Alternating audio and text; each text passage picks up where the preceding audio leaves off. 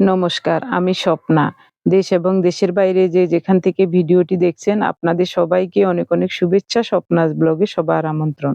প্রতিদিনের মতো আমাদের গ্রামীণ কাজকর্ম, রান্নাবান্না, খাওয়া-দাওয়া সবকিছু নিয়ে নতুন একটি পর্ব সাজানোর প্রয়াস করছি একেবারে বাস্তব চিত্রগুলি নিয়ে। আশা করছি আপনাদের সবার ভালো লাগবে। তাই অনুরোধ রইল পর্বটি ১ম থেকে শেষ পর্যন্ত দেখুন। আপনি যদি এই প্রথম আমাদের ভিডিওটি দেখে থাকেন, সম্পূর্ণ পর্বটি দেখার পর যদি একটু ভালো লাগে, আমার অনুরোধ রইল চ্যানেলটি সাবস্ক্রাইব করে আপনার মূল্যবান মন্তব্যটি লিখে জানাবেন। ফেসবুক থেকে ভিডিওটি দেখে থাকলে পেজটি ফলো, লাইক, শেয়ার করে আপনার মূল্যবান মন্তব্যটি লিখে জানাবেন। যেকোনো গঠনমূলক মন্তব্য করতে পারেন, কোনো সমস্যা নাই। আমি আপনাদের সকল মন্তব্যের উত্তর দেব। এখন সকাল ৯টা বাজে। ঘুম থেকে উঠেছি অনেক আগে, কিন্তু বিছানা ছাড়ি নাই। খুব ঠান্ডা, চারিদিকে কুয়াশায় একেবারে অন্ধকার হয়েছিল আর অল্প অল্প হিমেল হাওয়া। এ কারণে বিছানা ছাড়ি নাই। ৮টার দিকে ঘুম থেকে উঠেই মেশিনটা বের করে ধান মাড়াই আরম্ভ করলাম। ধানগুলো এখানে এনে রেখেছিল আজ প্রায় ৮-১০ দিন হয়ে গেছে। আমরাও বাড়িতে আসছি, আমার মেয়ে, নাতি-নাতনি সবাই আসছে। ওদেরকে নিয়ে এত ঝামেলার কাজ করতে চাই নাই। নাতি-নাতনিরা দেখলে আমরা যদি কাজে কামে ব্যস্ত থাকি ওদের কাছেও ভালো লাগবে না। এ কারণে এসব কাজগুলি এতদিন করি নাই। শুকনা ধান তার জন্য রেখে দিয়েছি। ভাবলাম সবকিছু সমাধা হলে তারপরে ধান মাড়াই করব নিরলা। তো গতকাল আমাদের বাড়িতে উৎসব গিয়েছিল, বৈষ্ণব সেবার উৎসব। তো উৎসবের কাজও সমাধা হয়েছে, আজ একেবারে নিরিবিলি। তাই আজ ধানগুলি মাড়াই করছি। সারা দিনে যতটুকু পারি আস্তে ধীরে করব দুজনে মিলে। তো আমাদের দীপকের বউ সেই সকাল থেকে ২-৩ বার গিয়েছে, বলছে কাকিমা আপনারা আসেন, আমাদের ঘরে নাস্তা করে যান। গতকাল ওদের ঘরে উৎসব গিয়েছিল, অনেক খাবার দাবার বেঁচে গেছে। দই মিষ্টি আছে আর চিড়া মুড়ি তো আছেই। ও বলছে আমাদের এখানে নাস্তা করে যান। আমরা বলছি আমরা সকালবেলায় নাস্তা খাই না। ও কিছুতেই ছাড়বে না। তো বারবার যাওয়াতে ভাবলাম যে যাই। চলে আসলাম। কি দিয়ে কি খাচ্ছি দেখুন। আমাদের কথোপকথন আশা করি আপনাদের সবার ভালো লাগবে। অনেকেই হয়তোবা বুঝতে পারবেন না, কিন্তু আমাদের আচার আচরণ চালচলন দেখলে অবশ্যই সেটা বুঝতে পারবেন আমার মনে হয়। দীপক আর দীপকের বউ এরা ঢাকায় থাকে। দীপক ঢাকায় চাকরি করে আর বৌমাও ওখানে থাকে। বাড়িতে আসছে বৈষ্ণব সেবা দেওয়ার জন্য। মনে হয় ২-১ দিন থাকবে, এরপরেই চলে যাবে। দীপকের বউয়ের পিছনে কালো শাড়ি পরা বসে আছেন, ইনি হলেন দীপকের মাসি। আর যে বসে বসে বৌমার সাথে গল্প করছে এ হচ্ছে মাসির ছেলের বউ। পুরো পর্বটি দেখুন, আশা করছি আপনাদের অনেক ভালো লাগবে। গতকাল বৈষ্ণব সেবার অনুষ্ঠানে সবাইকে খাওয়ানোর জন্য বৌমার ২ ভগ্নিপতি দই এনেছেন। অনেকগুলো দই এনেছেন। সবাইকে খাইয়ে আরো অনেক দই বেঁচে গেছে। সব আত্মীয়স্বজন বাড়িতেও দিয়েছে। এখন আরো আছে, আমাদের বাড়ির সবাইকে ডেকে ডেকে খাওয়াচ্ছে। আমার যা বলছেন আমার নাতি আমার জন্য মচমচে চিড়া পাঠিয়েছে, এগুলি খেয়ে দেখ কত ভালো লাগে। এমনিতেই চিড়া মুড়ি নিয়েছি, তারপরও উনি দিচ্ছেন, অল্প করেই নিচ্ছি।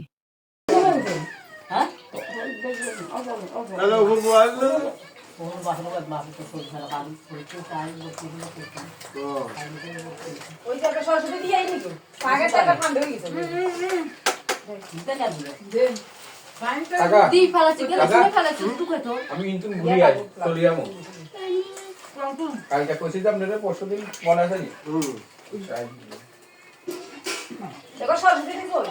মাসে আপনারা যাবেন কোনি থাকেন না দুপুরে খাওয়া দাওয়া করবেন ওই যে পাঁচ গ্লাস এরা তো বাচ্চা নাকি ভাইটার সময় তো টাকা গেছে উবাইয়া হ্যাঁ বাজার উবাইয়া গেছে আজকে কেউ আছে নাকি জেডু ধরো এটা তুই খাইছিস না জেডু টাকা দিলে এটা কোন টাকা জেডু লোকে তো আমার প্রথম দেখা হইছে তো দুই নে প্রথম দেখা হইছে জেডু কি বাবা দিতে না মাটিলো দিব না কো ইজার লোক বারে জেডু সমস্যা না দিবার কিছু না আচ্ছা মাসি আমি আপনার লগে দেখা হইব না ভাগ্য ভালো থাকলে দেখা হইবে আমো আমার বাজার তো একটু আই এইটা ভরা গেল এইটা তো আমার দেখা না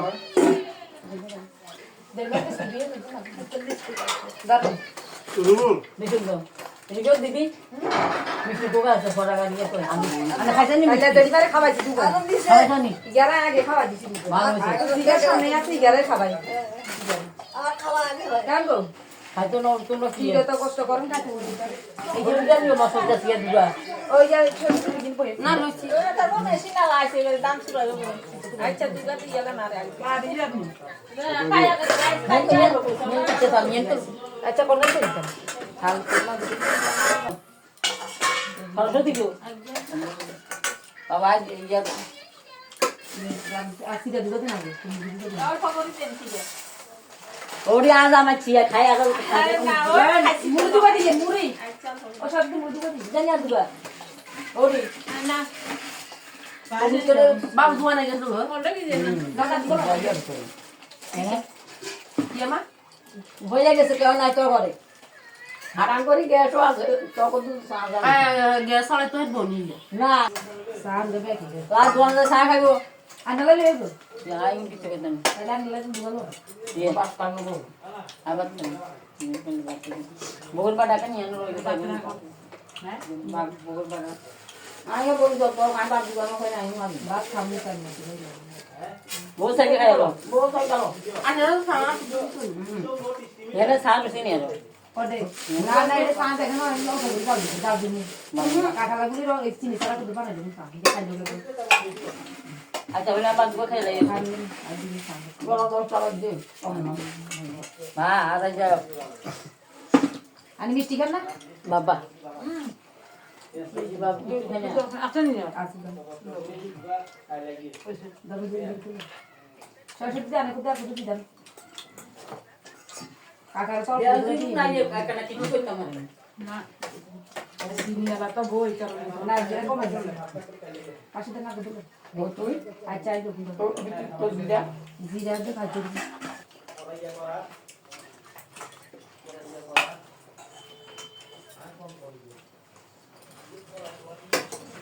মিষ্টি সাদা মিষ্টি কোনে আছে না জানা নেই খানা গাড়ি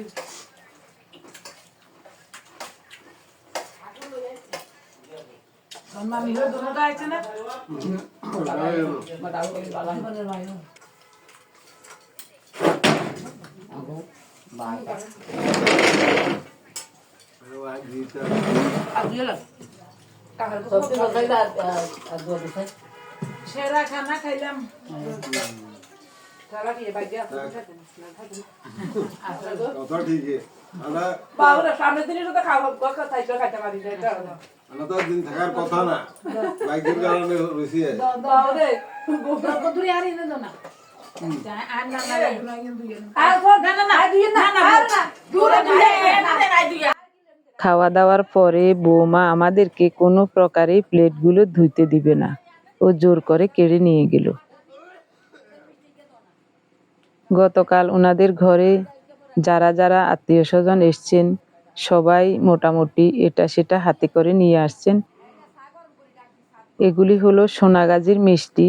এই মিষ্টি আমরা সবাই খুব পছন্দ করি, আগেও অনেক খেয়েছি।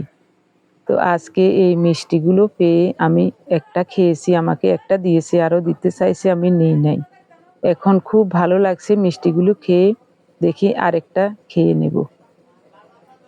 গোপালের ছেলেকেও দিল, সরস্বতীর ছেলেকে ডেকে একটা দিল, আমিও আরেকটা মিষ্টি নিলাম। দারুণ মিষ্টিগুলো। আমার যা বলছেন খা বোন খা, আমার ভাইয়ের বউ আনছে এই মিষ্টিগুলো সোনাগাজী থেকে। আসলে দারুণ লাগছে।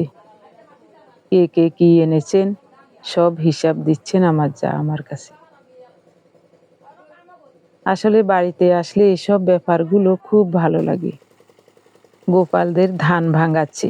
মেশিনওয়ালা ভাই আমাকে দেখে হেসে উঠলেন। ও বলছেন, আপনি তো গতবার আমার ভিডিও করছিলেন, আজও আবার ভিডিও করেন, সবাইকে দেখান কিভাবে ধান থেকে চাল হয়, এই জিনিসটা সবাইকে দেখান। তো আমিও দেখাচ্ছি আপনাদের, দেখুন চালগুলো কত সুন্দর হচ্ছে। গোপালদের ধান উঠে গেছে, অনেক ধান পেয়েছে। আমরা যেদিন বাড়ি থেকে গিয়েছিলাম তার পরের দিন গোপালদের ধান মাড়াই করা হয়েছিল জমিতেই। তো সব ধান বাড়িতে এনে মনে হয় 4-5 দফা করে সিদ্ধ করে এগুলি ছাদ থেকে রোদে শুকিয়ে এনে সব ধান ভাঙিয়ে চাউল করে নিয়েছে। আজকেই শেষ। গোপালের মা দিদি বলছেন আজকের এই ধানের কাজ এই বছরের মতো শেষ, আর কোনো কাজ নেই। গোপালের বউ বাড়িতে নাই, বাপের বাড়িতে গেছে, সরস্বতী আছে। সরস্বতী হলো গোপালের একমাত্র বোন, ওরা 2 ভাই বোন।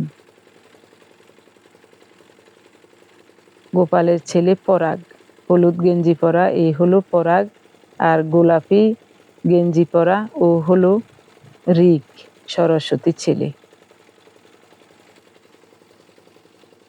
এটা হলো সরস্বতীর ছেলে আর এটা হলো গোপালের ছেলে। ধানের কাজ করতে হলে আসলে লোক লাগে, লোক না থাকলে এইসব কাজ করা কঠিন হয়ে যায়। এদিকে সকাল থেকে ধান মাড়াই করছিলাম, ফাঁকে ফাঁকে ভিডিও ধারণ করছিলাম। সকালবেলায় দীপকদের ঘরে নাস্তা খেয়েছিলাম, এখন দুপুরের জন্য ভাত রান্না করছি।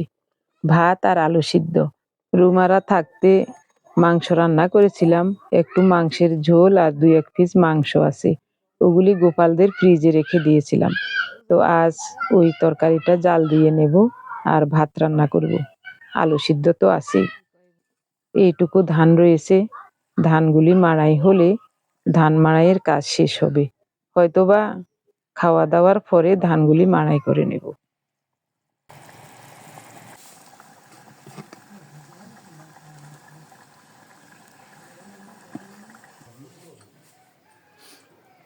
ধান মাড়াই শেষে স্নান করে শুধু ভাত রান্না করে নিয়ে আসলাম, ভাত আর আলু সিদ্ধ।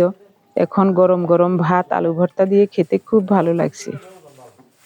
শুধু আলু ভর্তা দিয়েই খাওয়া যেত, কিন্তু গোপালের মা দিদি একটু মাসকলাইয়ের ডাল দিয়েছেন, তো পরে একটু ডালও নেব।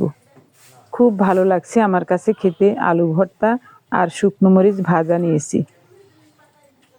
সারাদিন মেশিনে ধান মাড়াই করাতে এখন উপুর হয়ে ভাত খেতে পারছি না, তাই ভাতের থালাটা হাতে নিয়েই খাচ্ছি, কিছু মনে করবেন না।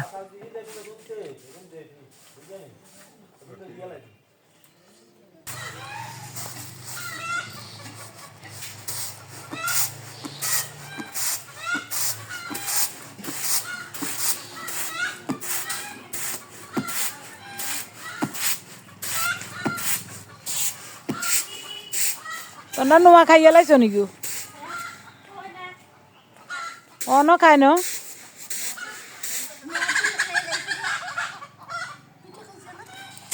ভাত খায় না অন?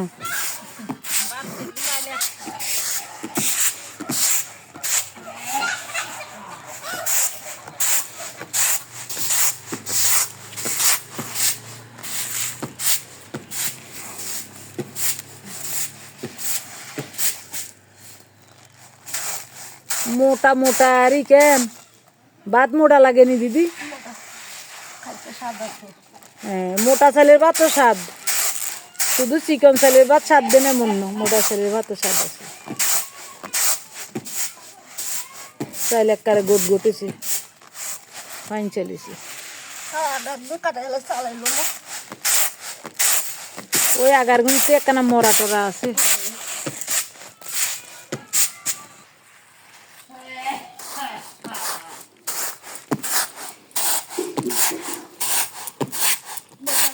বাতে বরকত কিরকম দিদি?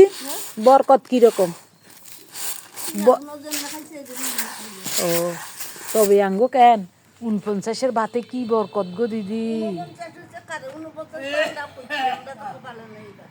49-এর ভাতে কি বরকত, একারে গুয়া গুয়া চাল গুণ, একা হাইজং চালের মতন খাইতেও স্বাদ লাগে।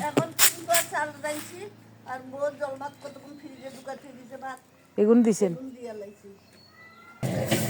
সন্ধ্যা হতে আর বেশিক্ষণ সময় নাই, ভাবছিলাম আজকে ধানগুলি মাড়াই করব না, কিন্তু উনি বলছেন কয়েক ভুজা মাত্র রয়েছে, এগুলি মাড়াই করে ধানগুলি ঢেকে রেখে দাও, আগামীকাল সকালবেলায় ধানগুলি চেলে বেছে রেডি করতে পারবে। তো আমিও ভাবলাম ঠিকই কথা। তো ধানগুলো মাড়াই করে করতে করতে সন্ধ্যা হয়ে গেছে। সন্ধ্যার পরে হাত মুখ ধুয়ে একটু শুয়েছিলাম, এরপরে ভাবলাম রাতের খাবারটা খেয়ে নেই। গতকাল দীপকদের বৈষ্ণব সেবার ওখানে অনেক খাবার বেঁচে গিয়েছিল, তো আমি একটু পায়েস এনেছিলাম, আর কিছুই আনি নাই।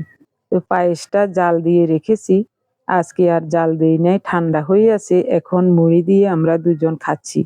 এটাই আমাদের রাতের খাবার, রাতে আর কিছুই খাবো না। সবাই ভালো থাকুন, দেখা হবে আগামী পর্বে। ধন্যবাদ সবাইকে।